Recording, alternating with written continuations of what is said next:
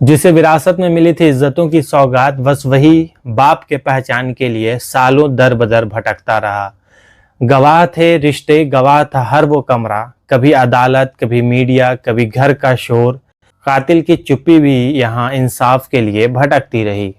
एक व्यक्ति जो 1989 में पैदा होता है, लेकिन उसे यही नहीं पता कि उसका बाप कौन है। बाप के नाम को लेकर उसका संघर्ष 35 साल चला। फिर 2014 में डीएनए टेस्ट होता है और तब उत्तर प्रदेश के 3 बार के मुख्यमंत्री रहे व्यक्ति ने स्वीकारा कि हाँ ये रोहित उसका बेटा है। उसी बेटे की 2018 में हत्या कर दी गई। वजह फिर से बना वही डीएनए टेस्ट। एक महिला के साथ कथित अफेयर बना मर्डर मिस्ट्री। ये कहानी है एनडी तिवारी के बेटे रोहित शेखर तिवारी हत्याकांड की। आइए इस मर्डर मिस्ट्री को लेकर हम एक पन्ने को बारीकी से समझते हैं और ये कहानी सुनकर आप भी चौंक जाएंगे। कहानी शुरू होती है रोहित तिवारी के पिता मिलने से 3 मार्च 2014 को नारायण दत्त तिवारी यानी कि एनडी तिवारी ने रोहित शेखर तिवारी को अपना बेटा मान लिया। रोहित को यह साबित करने में तकरीबन 6 साल की लंबी लड़ाई लड़नी पड़ी। 2008 में उन्होंने दिल्ली कोर्ट में याचिका दाखिल की। कोर्ट ने एनडी तिवारी का ब्लड सैंपल लिया और जांच करने के बाद बताया कि हाँ ये दोनों की रगों में बहने वाला खून एक ही है। इसके बाद 88 साल की उम्र में एनडी तिवारी ने रोहित की मां उज्ज्वला शर्मा से शादी की। सभी दिल्ली के डिफेंस कॉलोनी में साथ रहने लगे। लेकिन ये कहानी इतना सिंपल और सीधा भी नहीं है। कोर्ट में 6 साल की लंबी लड़ाई के बाद एनडी तिवारी ने रोहित को बेटा और उज्ज्वला शर्मा को अपनी पत्नी तो मान लिया, लेकिन कोर्ट में 6 साल की लंबी लड़ाई, उत्तर प्रदेश के पूर्व मुख्यमंत्री ने रोहित को बेटा और उज्ज्वला शर्मा को अपनी पत्नी माना और उनसे शादी की। और फिर कहानी एक बार फिर से नया मोड़ ले लेती है। मैट्रिमोनियल साइट पर मिली लड़की और प्यार। रोहित शेखर तिवारी 35 साल के हो गए थे। उनके लिए उनकी मां लड़की खोज रही थी। रोहित ने भी एक मैट्रिमोनियल साइट पर अपना प्रोफाइल बनाया था। दूसरी तरफ इंदौर की अपूर्वा शुक्ला, उसके पिता इंदौर हाईकोर्ट बार एसोसिएशन के पूर्व अध्यक्ष पीके शुक्ला थे। एक दिन अपूर्वा की नजर रोहित तिवारी के प्रोफाइल पर गई। प्रोफाइल को खोला तो देखा कि बायो में पिता का नाम एनडी तिवारी है और उसके आगे लगा था एक्स सीएम उत्तर प्रदेश उत्तराखंड। अपूर्वा को वकालत के साथ पॉलिटिक्स में भी करियर बनाना था। बस हो गई शुरुआत और फिर वह शादी के लिए ऐसा ही लड़का ढूंढ रही थी। उसने तुरंत मैसेज कर दिया और दूसरी तरफ से रोहित का रिप्लाई आ जाता है। इसके बाद बातचीत शुरू हो जाती है। दोनों पहली बार लखनऊ में मिलते हैं। दोनों में बातचीत शुरू हुई और ये आगे बढ़ गई। कुछ दिन बाद दोनों के रिश्तों में कड़वाहट आ गई और फिर एक दूसरे से अलग हो गए। लेकिन कुछ ही दिनों के बाद वक्त एक बार फिर से करवट लेती है। 11 मई को रोहित और अपूर्वा ने शादी कर ली। दिल्ली में हुई शादी में देश के तमाम बड़े दिग्गज पहुंचे। धूमधाम से शादी हुई। मैक्स अस्पताल में भर्ती एनडी तिवारी से जाकर आशीर्वाद लिया। 11 मई को दिल्ली के ही एक होटल में दोनों ने धूमधाम से शादी की। शादी में एक रिलेटिव ऐसे भी थे जिनकी पत्नी का व्यवहार एकदम बदला सा था। अपूर्वा इस चीज को गौर कर रही थी।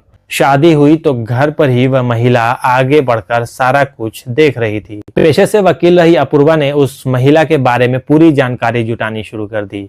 उसने पाया कि उस महिला की शादी 2010 में हुई थी, लेकिन 8 साल तक कोई भी बच्चा नहीं हुआ। 2018 में उसे बेटा पैदा हुआ और उस बच्चे के घर में कुछ ज्यादा ही सम्मान थे।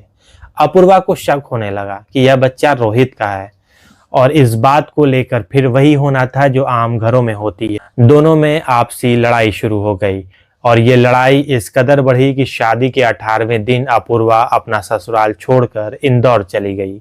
शादी के 18 दिन के बाद ही मायके लौट जाने के कारण अपूर्वा और उसकी मां और पिता बेहद परेशान थे। उनका कहना था कि शादी का फैसला गलत रहा। जाहिर है एक पिता और मां के तौर पे उनका परेशान होना लाजिम था। उनका कहना भी था कि इस फैसले की जल्दबाजी में उन्होंने सही से सोचना गवारा नहीं समझा। लेकिन अब सवाल आती है रोहित की। वसीयत में इस बच्चे के नाम संपत्ति का ऐलान अपूर्वा ने रोहित के परिवार की वसीयत निकाल ली। वसीयत के मुताबिक तिवारी खानदान की 60% संपत्ति पर रोहित और 40% संपत्ति पर के भाई सिद्धार्थ तिवारी का अधिकार था। किसी एक की मौत पर वह संपत्ति एक भाई की हो जाएगी। इसी में से एक चीज और गौर करने वाली थी, सिद्धार्थ ने अपने हिस्से की कुछ संपत्ति उस बच्चे के नाम कर रखी थी जिसे अपूर्वा रोहित का बेटा मानती थी।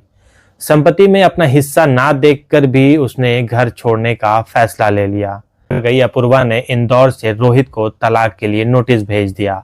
मामला कोर्ट में चला गया। इसी दौरान रोहित का एक सर्जरी हुआ, लेकिन अपूर्वा वापस नहीं आई। मां उज्ज्वला शर्मा सहित परिवार के कई और लोगों ने अपूर्वा को समझाने की कोशिश की।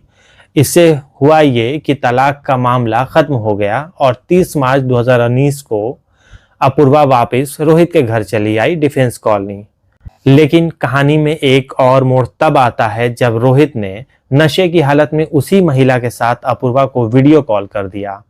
जाहिर है हंगामा होना था। 11 अप्रैल 2019 को उत्तराखंड में लोकसभा चुनाव के लिए वोट डाले जाने थे।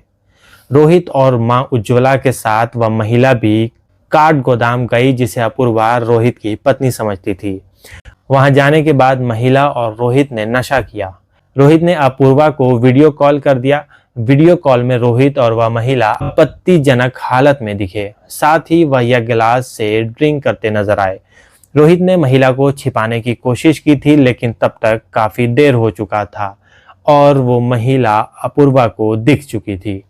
रोहित उत्तराखंड में उसी महिला के साथ थे, तभी वीडियो कॉल किया था। उससे अपूर्वा का गुस्सा 7वें आसमान पर था और फिर कुछ ऐसा होता है जिससे दुनिया को एक बार फिर से चौंका दिया।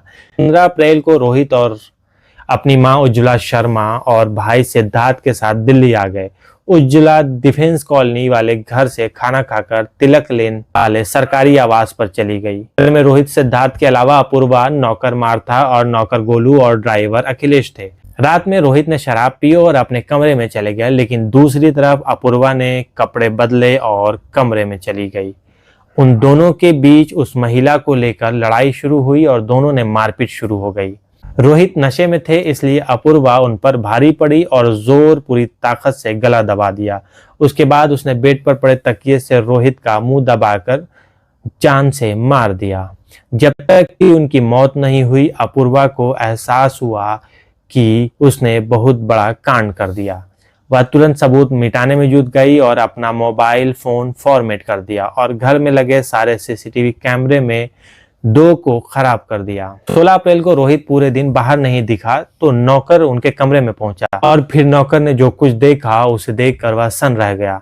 रोहित की नाक से खून बह रहा था और वह अचेत पड़ा था। उसने तुरंत अपूर्वा और उज्ज्वला शर्मा को बताया।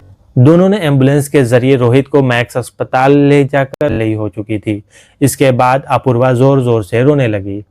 लोग उसे समझाते रहे, लेकिन उसका रोना बंद नहीं हुआ। अपूर्वा ने रोहित की हत्या के बाद उसे नेचुरल डेथ बताने की सारी नाकामयाब कोशिश की, लेकिन उज्ज्वला शर्मा को शक था कि रोहित की हत्या हुई है। इसी दौरान उन्होंने देखा कि अपूर्वा लोगों के सामने तो रोती है, लेकिन जैसे ही लोग घर जाते हैं वह नॉर्मल बिहेव करती है, खाना खाती है, लोगों से फोन पर बात करती है। ये बात उज्ज्वला को बाकायदा मीडिया में आकर बतानी पड़ी। तभी पोस्टमार्टम रिपोर्ट आती है जिसमें यह बताया जाता है कि रोहित की गला दबाकर हत्या कर दी गई। अब यहाँ से पुलिस सक्रिय हो जाती है। सारे सीसीटीवी फुटेज खंगाले गए। कहीं से कोई बाहरी व्यक्ति बाहर से अंदर आते हुए नहीं दिखता है। पुलिस को शक अपूर्वा पर पहले से ही था, अब और बढ़ जाता है। पूछताछ शुरू हुई तो अपूर्वा ने हर बार बयान बदला।